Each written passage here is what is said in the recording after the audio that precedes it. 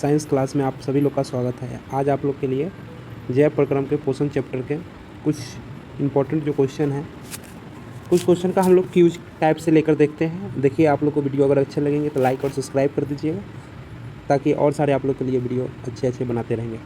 तो चलिए, पहला वीडियो में हम लोग देखते हैं। पहला जो है कूटपाद, पहला जो आपको है कहता है कि कूटपाद जो है किस में पाया जाता है। तो कूटपाद याद रखेंगे, इसका पहला है इनमें से कोई नहीं, दूसरा है एगुलिना, तीसरा है अमीबा, चौथा है पैरामीशियम। तो इसका जो आंसर हो जाएंगे याद रखिएगा, यानी इसका आंसर की अगर हम लोग बात करेंगे तो आंसर सी सही हो जाएंगे।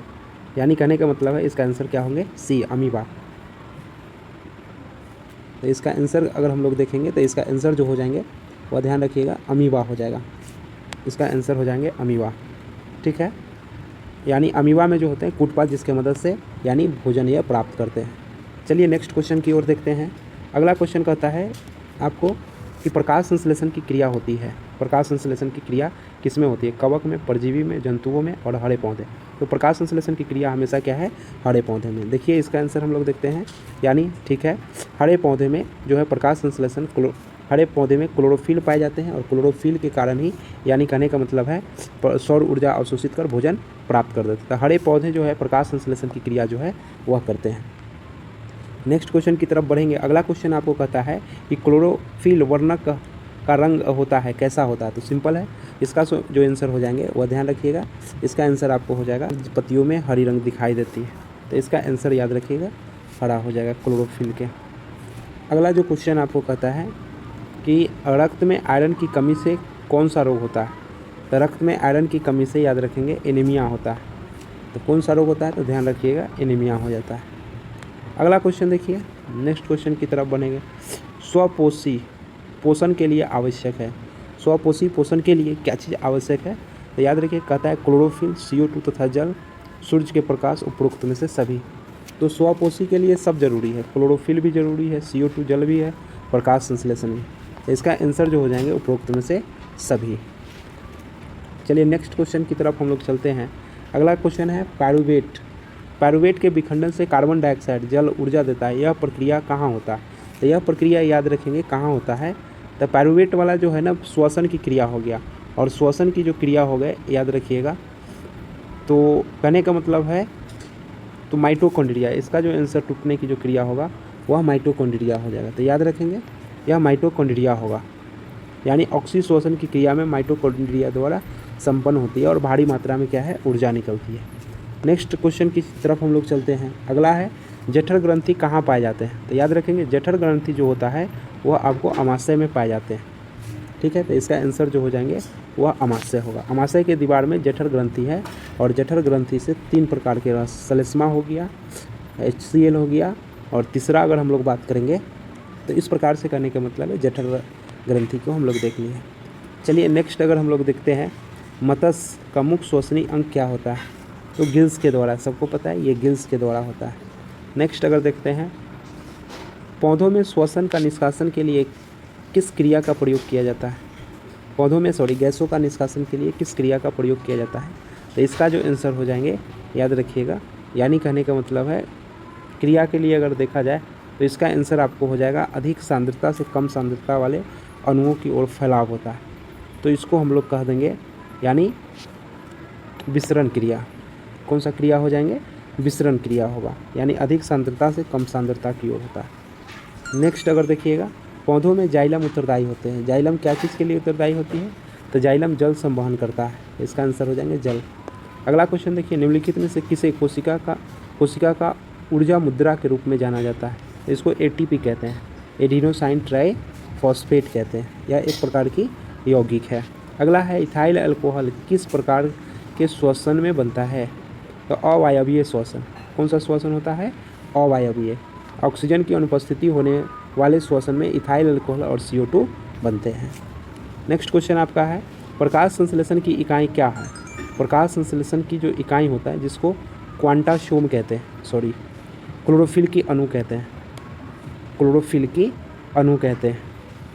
नेक्स्ट क्वेश्चन आपको है, मनुष्य के मुख गुहा में कितने जोड़े लाड़ ग्रंथि होते हैं? तो मनुष्य के मुख गुहा में 3 जोड़ी लाड़ ग्रंथि होती है। पैरोटिड याद रखिएगा, यानी पैरोटिड, सब मेडिबुलर, मेडुबुलर सब मेडिकुलर, सबलिंगुअल। तो ये 3 प्रकार के होता है मनुष्य के शरीर में, याद रखिएगा। मुख में लार ग्रंथि होते हैं। आगे अगर हम लोग देखें, दांत की सबसे ऊपरी परत को क्या कहते हैं? दांत की सबसे ऊपरी परत को इनामेल कहते हैं। ये शरीर की सबसे कठोर पदार्थ है और दांत की सुरक्षा भी करता है। अगला क्वेश्चन देखिए, मुख गुहा में आहार का कौन सा भाग पचाता है? वसा, न्यूक्लिक अम्ल, कार्बोहाइड्रेट, प्रोटीन। तो मुख गुहा में याद रखिएगा कार्बोहाइड्रेट, यानी लार में मौजूद इमाइलेज कार्बोहाइड्रेट यानी स्टार्च का पाचन शुरू करता है, यानी और पाचन की क्रिया जो है वह शुरुआत कहाँ से होता है? तो याद रखिए मुख से ही होता है। नेक्स्ट क्वेश्चन है, स्वपोषी जीव कौन से हैं? इसमें कौन सा ऐसा जीव है जो स्वपोषी है? तो हरे पेड़ पौधे। अगला क्वेश्चन है, मानव हृदय में कितने कोष्ठक होते हैं? तो मानव हृदय में याद रखिएगा 4 कोष्ठक होते हैं। मानव हृदय में 4 कोष्ठक होते हैं। नेक्स्ट, आंत की लंबाई कितनी होती है? तो छोटी आंत की लंबाई अगर हम लोग देखें तो लगभग 6 मीटर। अगला क्वेश्चन है, मनुष्य में पाचन की क्रियाएं कहाँ पूर्ण होती है? तो पाचन की संपूर्ण क्रियाएं छोटी आंत में होती है। अगला है, अग्नाशयी रस में कौन सा एंजाइम पाए जाते हैं? तो अग्नाशयी रस में आपको पाया जाता है रेनिन, ट्रिप्सिन। तो ट्रिप्सिन हो जाएंगे। ट्रिप्सिन अग्नाशय से निकलती है या प्रोटीन का पाचन करती है।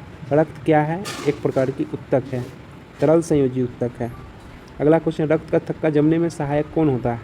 तो रक्त की थक्का जमने में जो सहायक होता है वह याद रखिएगा रक्त बिंबाणु। अगला है, पेप्सिन नामक एंजाइम भोजन में प्रोटीन को किस में बदल देता है? तो पेप्सिन नामक एंजाइम जो है भोजन में प्रोटीन को जो बदल में भोजन का अंतग्रहण किसके द्वारा होता है? अंतग्रहण जो कूटपात के द्वारा होता है, कूटपात बनाकर भोजन का अंतग्रहण करता है। श्वसन कैसी अभिक्रिया है? ऑक्सीडेशन।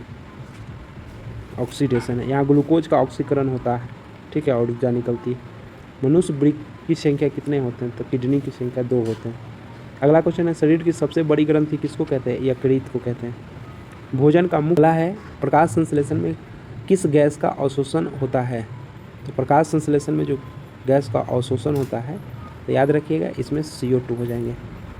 अगला क्वेश्चन है, रंध्र कहाँ होती है? तो पत्तियों में होती है। अगला क्वेश्चन है आपको कि रक्त, हृदय से रक्त संपूर्ण शरीर में किसके द्वारा पंप होता है? तो फेफड़ा के द्वारा, निलय के द्वारा। अगला क्वेश्चन आपका है, मूत्र में यूरिया का प्रतिशत कितना होता है? तो 2% होता है। अगला क्वेश्चन है, अमीबा में किस प्रकार का पोषण होता है? तो अमीबा में जो पोषण होता है ने जोड़े पाए जाते हैं श्वास में, जिसमें 10 जोड़ी पाए जाते हैं। अगला है, फ्लोएम उत्तक द्वारा कार्बोहाइड्रेट का परिवहन होता है। तो फ्लोएम उत्तक द्वारा कार्बोहाइड्रेट का जो परिवहन होता है वह याद रखिएगा, यानी कहने का मतलब है सुक्रोज, लैक्टोज, फ्रुक्टोज, सुक्रोज के द्वारा होता है। यानी श्वसन के दौरान कौन सा गैस निकलती है? श्वसन क्रिया के दौरान जो है वह CO2 निकलती है। अगला है, समान अनुशीतलन का कितना होता है? उसका मानव शरीर में हीमोग्लोबिन कहाँ पाया जाता है? RBC में पाया जाता है। अगला क्वेश्चन है आपका, पीत का pH मान कितना होता है? पीत का pH मान 7.7 से 8.4। नेक्स्ट क्वेश्चन आपका है, पौधों में बाष्पोत्सर्जन कहाँ से होता है? तो बाष्पोत्सर्जन की क्रिया पत्तियों से होता है। स्वस्थ मनुष्य का रक्तचाप कितना होता है? 120/80। मनुष्य में डायलिसिस की थैली कौन होता है? डायलिसिस की थैली जो होता है नेफ्रॉन होगा। अगला क्वेश्चन है, लार में कौन सा एंजाइम पाए जाते हैं? टैलिन पाया जाएगा। अगला क्वेश्चन है, अमाशय के अग्रभाग को क्या कहते हैं?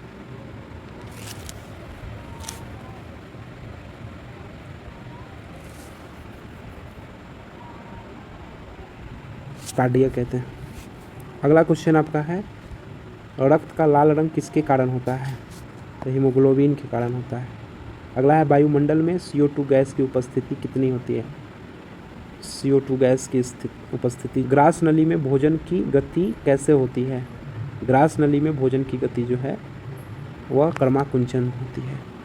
अगला क्वेश्चन है, इंसुलिन की कमी से कौन सा रोग होता है, तो इसका हो जाएगा मधुमेह। यानी कुल मिला